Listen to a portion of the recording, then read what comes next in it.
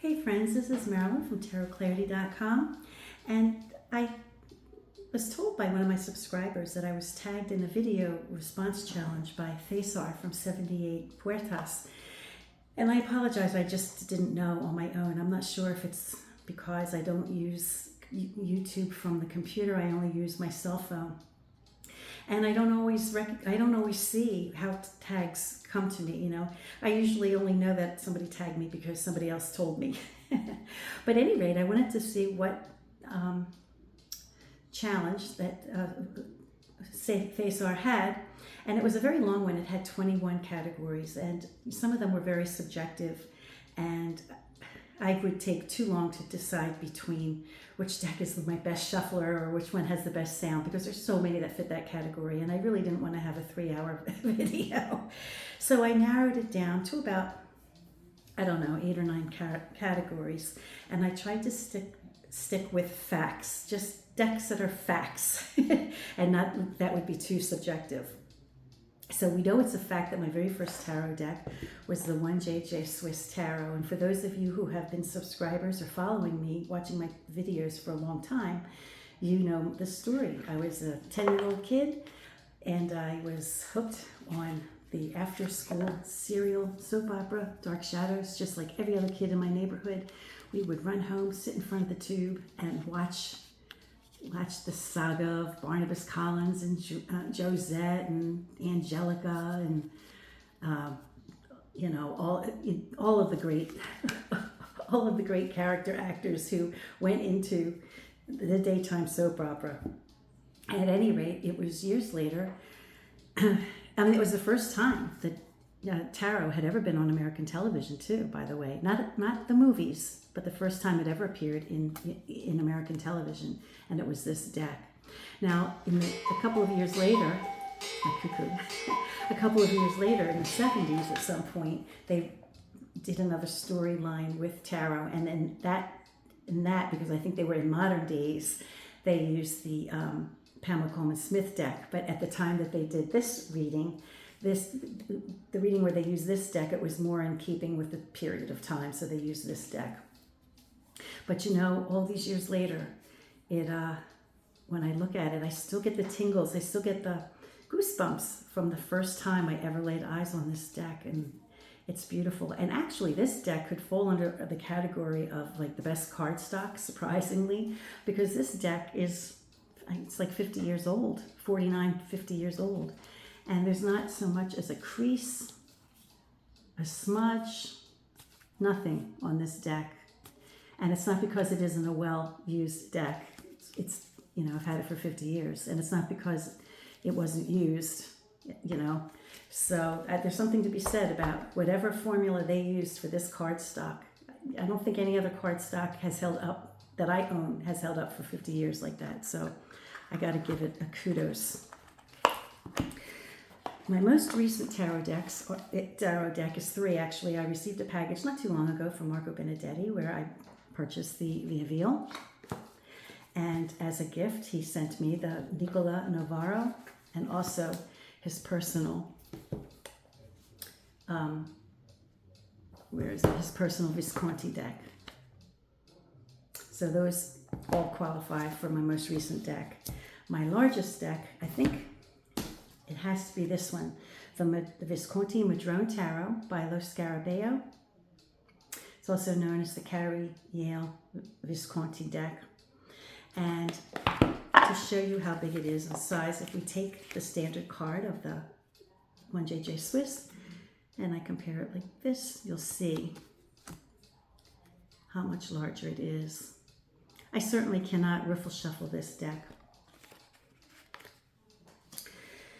My smallest deck is for sure the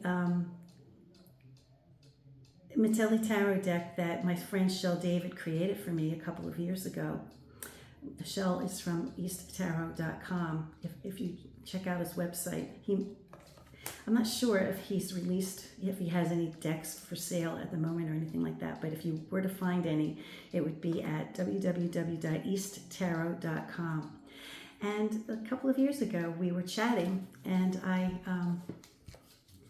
was saying how the Metelli is a favorite deck, and I was lamenting that it wasn't a 78 card deck because it was an abbreviated Terracino deck. And I don't know if he did it for me or if he thought the idea was a good one, but he created a 78 card. He created the missing cards. So they weren't missing; they just didn't exist. He supplemented the deck with seamlessly with the cards that did not exist in the Terracino, and he gave it to me. So it was not only not only my smallest deck, but it's also a personal favorite because a friend gave it to me. Most ancient or historical deck. Well, I have a few that could fall under that category, but I think my most significant, if I were to suggest to somebody who wanted to collect tarot decks and they wanted to know what was a very significant deck to have, or an important deck to have, I would suggest that you get the Charles VI by Marco Benedetti. And I realize that there's only maybe 16 or 18 of the actual Triumph cards still in existence and none of the pip cards.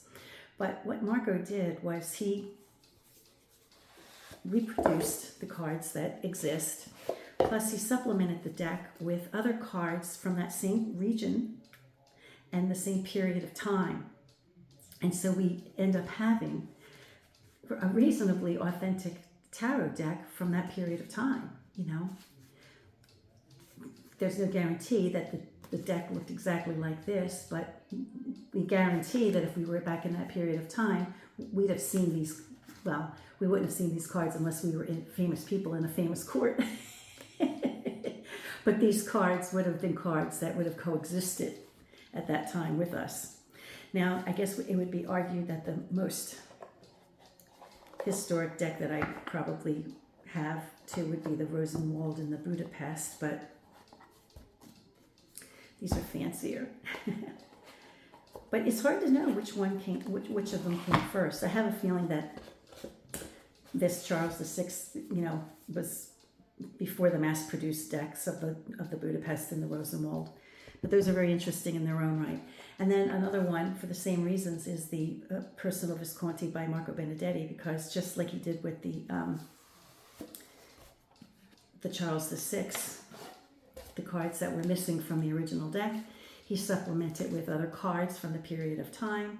And in both of these decks, we have lots of extra cards to supplement and change our mind if we want to. So these cards, I think, are the most significant for me historically because they have many examples of the very earliest tarot decks. And I think they're very interesting for that reason. So those are the cards, the decks that I would consider in that category. Most misunderstood. Well, I kind of think that this one is the most misunderstood. When people see it, they get like, ooh, they get taken aback. In fact, I did. And that is the Tarot of the Witches by Fergus Hall. And I've done several videos on this, and I've done a video on the 007 backs, which I also have, but I'm just showing you the one that was just released after the movie, after the novelty of the movie. They just continued producing this deck. And when people first see it, I think they're taken aback. They step back, they think it's kind of sinister. And I have to admit, when I first got it, I kind of was taken aback by it too. But it's really grown on me. And through the years, I just love this deck. I love this deck. So, and they had, they have justice and fortitude numbered properly. So that's always a plus with me. So this deck kind of surprised me because I've done a number of paintings, right? I've done a number of paintings with, and my son pointed it out to me, and I didn't even realize it, but I did a number of paintings utilizing the Nine of Cups, inspired by this deck. And I never paid attention to it, but my son told me, he's like, Mom, all these paintings are variations on the Nine of Cups. And he was right. He was right. And I think that And I think this deck was the inspiration for those paintings. And the most surprising deck, for good or bad, I think I got all the categories I meant to do. And that is this simple deck, the Golden Tarot of Marseille by Lo Scarabeo. And the reason it's most surprising is because I was just trying to buy inexpensive tarot decks for my grandchildren's treasure chests, and I wanted them all to have decks, and I can't like spend $100 on each one of their decks. I want them to all have equal decks, but I just wanted enough tarot decks in their little tarot treasure boxes to wet their whistle. So I bought them each one of these because it was inexpensive. And once I saw it, I was like, dang, I want that too. Now this one is based on the bird owl. And obviously it's the Marseille as it has never been seen before. There's no Marseille deck that ever had gold leaf in it. So it's a complete bastardization of the deck. But what can I say? I just love it. I love the extra, and it's so nicely done, you know. Now, I guess I'm not, like, I'm an Italian fan, an Italian tarot deck fan. And I like some of the French decks. I mean, I love the Anonymous Tarot of Paris.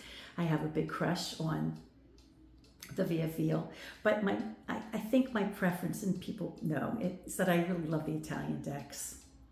And so, you know, if I was like a purist with the TDM, I would call this out for a ridiculous deck. And it is. I can't help it. I love it. So it's just surprised me. I just was not expecting to like it. And it's nicely done. I mean, look at that. Look at that gold leaf. It's beautiful. So it's a deck that's a lot of fun. So it surprised me because I didn't expect to love it that much. I think I covered all the categories that were factual. So I hope it was fun for you guys, and I'd like to thank César over at 78 Puertas for tagging me, and anyone who would like to participate, just please tag César over at 78 Puertas, so he knows that, you know, he's been given credit for the challenge. But go to his site to get the 21. I just did a bastardized list, so I didn't do it right. But I did get his permission. I have his blessing. He said I could do it. It's meant to be fun, and so I could do it the way I saw fit. Until next time, friends, peace, stay well, be kind, and do no harm.